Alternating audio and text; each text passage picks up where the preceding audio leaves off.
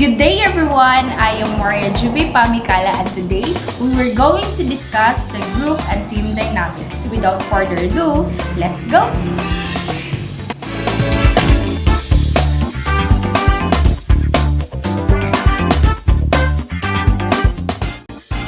And now, here's our objectives. First, discuss how a group becomes a team. Second, understand how groups are structured.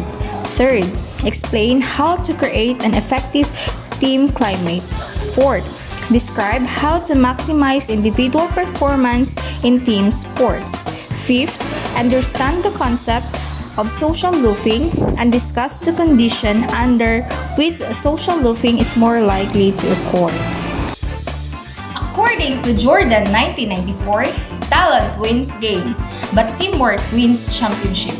And according to Pat Riley, one of the most successful coaches in National Basketball Association or the NBA, highlighted this idea. Teamwork is the essence of life. If there's one thing on which I'm an authority, it's how to blend the talents and strength of individual into a force that becomes greater than the sum of its parts. However, teamwork is not simple. In fact, it can be a frustrating and elusive commodity. That's why there are so many bad teams out there, stuck in neutral or going downhill. Teamwork does not appear magically just because someone mouths the word. It does not thrive just because of the presence of talent or ambition.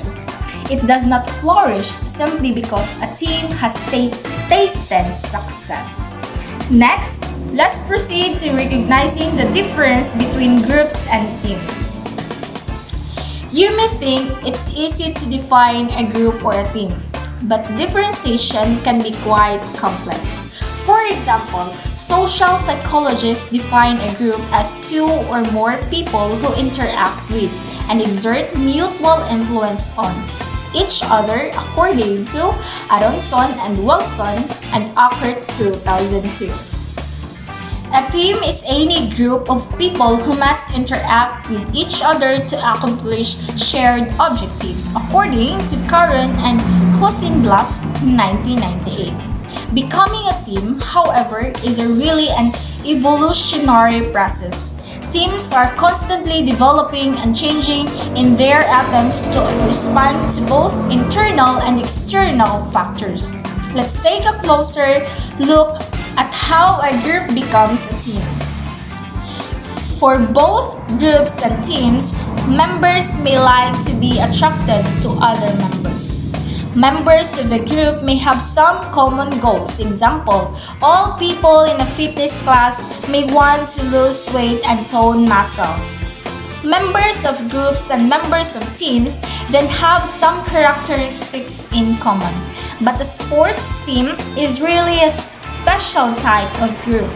Apart from having the defining properties of mutual interaction and task interdependence, teams have four case characteristics. First, collective sense of identity. We-ness rather than I-ness. Second, distinctive rules. All members know their job. Third, structured modes of communication. The lines of communication. Then fourth, norms. Social rules that guide members on what to do and not to do. Next, let's proceed to identifying three theories of group development. In an effort to study team development, people have put forth different theories. These theories fall into three categories: linear theory, cyclical theory, and pendular theory. So now let's begin with linear theory, which holds that groups develop in stages or in a linear fashion. And in cyclical theory, which holds that groups follow a cyclical pattern.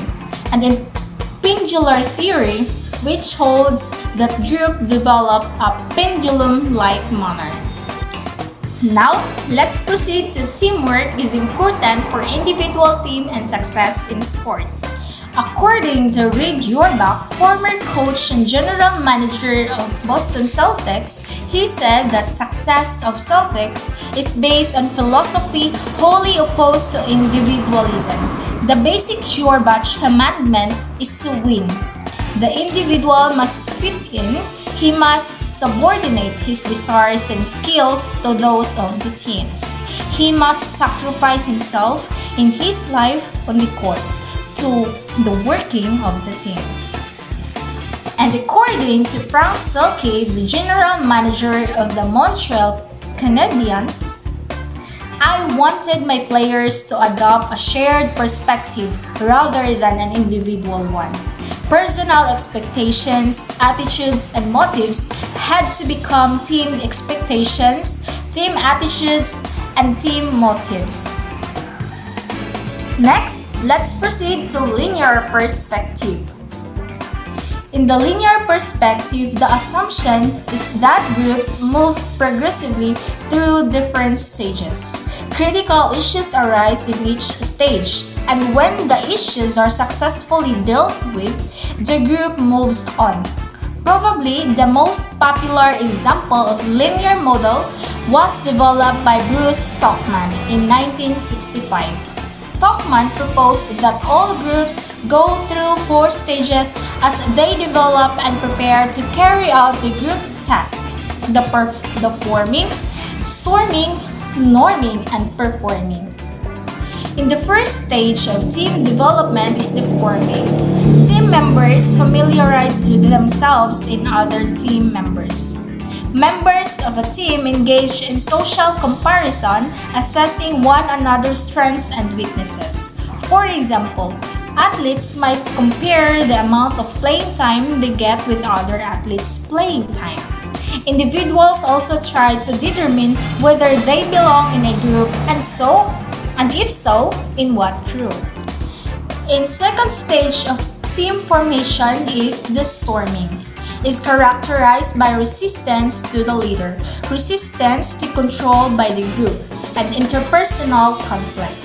Great emotional resistance emerges, and infighting can occur as individuals and the leader establish their rules and status in the group.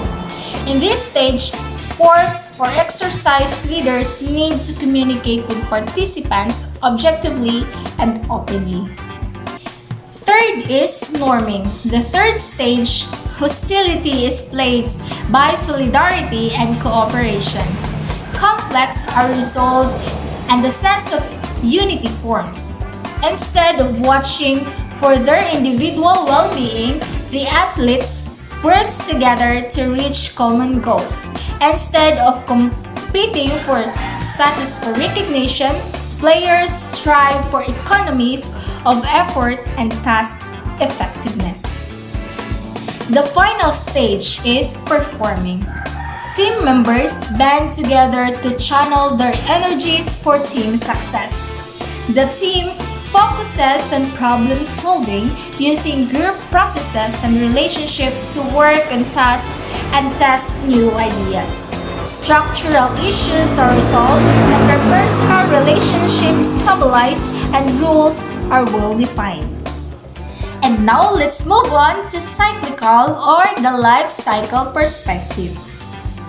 Life cycle models have in common the assumption that groups develop in a manner similar to the life cycle of individuals, experiencing birth, growth, and death. Life cycle models are distinguished from linear models in their emphasis on the terminal phase before group dissolution. The main element in the cyclical approach to group development is the assumption that as the group develops, it psychologically prepares for its own breakup. This model has relevance for the group in physical activity in the exercise groups. For example, last approximately 10 to 15 weeks. Similarly, creation teams typically play for a season, example, fall, winter, spring, or summer, and then break up. And now, let's proceed to pendular perspective. The majority of the earlier linear and life cycle models were based on the underlying assumption that groups possess inherent static development that is unresponsive to the demands of the environment, according to Gersick, 1988. The pendular models emphasize the shift that occurs in interpersonal relationship during the growth and development of groups. The assumption is that a group does not move progressively through stages in a linear fashion from the instant it forms. The good example of a pendular model in operation presented in Table 7.1 comes from the book A Season on the Brink, which follows the Indiana University men's basketball team throughout the season of the Feinstein 1987. Although Feinstein's project was not undertaken as a scientific endeavor, A Season on the Brink is an excellent example of quality field research with an intact sports group. And now, let's proceed to understanding group structure. Every group develops its own structure, which begins to emerge even at the group's first meeting. A group's structure depends largely on the interaction of its members, how they perceive one another, and what they are expect themselves and each other. For a group of individuals to become an effective team, certain structural characteristics must develop. Two of the most important are group rules and group norms. And now let's tackle about the group rules. A rule consists of the set of behaviors required or expected of the person occupying a certain position in a group. Teachers, parents, athletic trainers, corporate executives, and health professionals, for example, all have specific rules in their professions in society. Coaches, for instance, are expected to perform such behaviors as teaching, organizing practices, and interacting with other school officials, and to be good role models. Similarly, head athletic trainers are expected to perform such behaviors as assigning and evaluating students trainers and to provide clinical evaluations for serious injuries. And now let's proceed to formal versus informal rules. Two types of rules exist in any groups or team: the formal rules and informal rules. Formal rules are dictated by the nature and structure of organization. Athletic director, coach, team captain, exercise leader, and the like are examples of specific formal rules in sports or an exercise organization. And now in informal rules. It evolved from interactions among group members. For example, the power of social structures of gangs evolved through informal means. Using context analysis of 448 Sports Illustrated articles and input from expert sports psychologists in group dynamics from Koch, Ace, Beauchamp, and Skensky, 2011, identified 12 informal rules. First is comedian, an athlete who entertains others through the use of comical situations, humorous dialogue, and practical jokes. Second, sport plug, an athlete who ignites, inspires, or animates a group towards a common goal. Third, concert, an athlete who expresses negative emotions that spread destructively through a team. Then fourth, distractor, an athlete who diverts the attention of other teammates, decreasing their focus. Then fifth, enforcer, an athlete who is physically intimidating or willing belligerent, and who is counted to retaliate when rough tactics are used by the opposing team. 6 is mentor, an athlete who acts as a trusted counselor or teacher for another athlete on the team. 7. Informal leader or the nonverbal, an athlete who leads the team by example, hard work, and dedication. 8. Informal leader or the verbal, an athlete who leads the team both on and off the court through verbal commands. This role is assumed through social interaction. The 9th, player or team player, an athlete who gives exceptional effort and is willing to sacrifice his or her own interest for the good of the team. Then 10, star player, an athlete who is distinguished or celebrated because of his or her personality, performance, or showmanship. Then 11, malingerer, an athlete who prolongs psychological or physical symptoms of injury for some type of external gain, example, sympathy and attention. Then the last one, social convener, an athlete who is involved in the planning and organization of social gatherings for a team to increase group harmony and integration. And now, let's proceed to rule acceptance. Rule acceptance is also important for enhancing a group structure. A study by Benson, Ace, Soria, Dawson, and Skinner 2013 found that the rule acceptance is a salient perception among intercollegiate athletes and reaffirmed its distinctiveness from other related rule groups. Example, rule satisfaction. Although rule acceptance is generally related to rule performance, this is not always the case. For example, athletes may accept a rule even though the assigned responsibilities may exceed their capabilities, leading to subpar performance. Now let's move on to clarity and ambiguity in teams. Researchers have attempted to investigate rule, clarity, and ambiguity in sports teams. Some of the key findings include the following. Rule clarity and ambiguity comprise a multi-dimensional concept including several phases. First, scope of responsibility. Information about the extent of an individual's responsibilities. Second, behavioral responsibilities.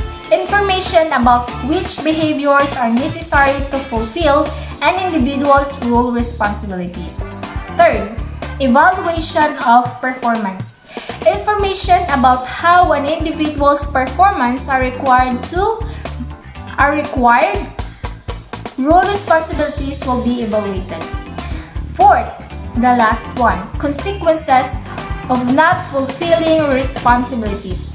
Information about consequences of failing to fulfill requisite role responsibilities. The next, veteran displayed less role ambiguity than first-year players at the beginning of the season, but not at the end. Next, role ambiguity decreased across the season. Next, role ambiguity on offense or the scope of responsibilities was related cognitive static anxiety. Then, role ambiguity on offense or the consequences of not fulfilling responsibilities was related to somatic state anxiety. The next, role ambiguity on defense was not related to cognitive or somatic anxiety. Then the last one, players with high role ambiguity stated they were less likely or the lower intentions to return the team next year. However, this rule ambiguity did not affect their intention to continue playing the sport. The more roles were defined, the more satisfied players were with their roles and the less likely they were to socially aloof, which is discussed later in this chapter. And now let's proceed to group norms.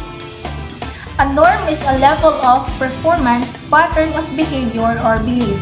Norm can be either formally established or informally developed by a group. Individuals usually receive pressure to adhere to their group's norms, whether the norm is seen as relevant or irrelevant.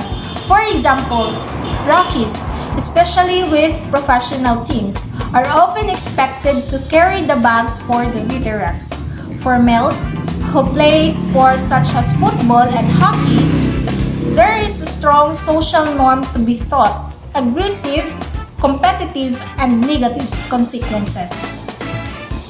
Although this is thought behavior may not appear functional, it is often the norm to indoctrinate new players onto the team. Pressure of social norms present a famous research example. Next, let's proceed to norm for productivity. The standard for effort and performance accepted by the team is called the norm for productivity. For example, in a corporate fitness program, members of the fitness club may all exercise at lunch for 30 minutes. This then becomes an expectation for new members. In sports setting, the captain or performer on the team is often the role model who sets the norm for productivity. The norm for productivity was the norm most frequently cited for competitions, practice, and off-season. In fact, many other frequently cited norms indirectly reflected on productivity, such as the norms for punctuality, attendance, and preparedness for both practices and competitions. Next, let's proceed to positive norms. Because norms can have powerful effects on behaviors, it is imperative for a coach, teacher, or exercise leader to establish positive group norms or standards. One good method for creating positive norms is to enlist the formal and informal leaders of a team to set positive examples. Don Goblet took the initiative and set the norms himself. But often the coach or teachers need to encourage leaders to set high standards of achievement. Whether possible, include all team members in decision-making about norms adopted by the team. Now let's proceed to creating an effective team climate. Team climate develops from how players perceive the interrelationships among the group members. The players' perception and evaluations set the team's climate. Still, the coach has the final say on establishing team climate, although players do not necessarily have to buy into the coach approach. Some factors on team climate are more easily changed than others, but all can influence the effective functioning of a group according to Zander, 1982. Next, the last one is the social support. Social support refers to an exchange of resources between at least two individuals perceived by the provider or the recipient to be intended to enhance the well-being of the recipient. According to Schumacher and Brownell, 1984. In addition, social support has been linked to increase in feelings of team's cohesion and team climate. Along these lines, Mike Krzyzewski, men's basketball coach at Duke University, says the first thing he holds at the beginning of the season is make sure all his players fit into the team concept and support with each other. Building an effective team climate through social support lists the different types of social support and ways to enhance team. That could be all, everyone. I hope you learn a lot from this video. Thank you for listening.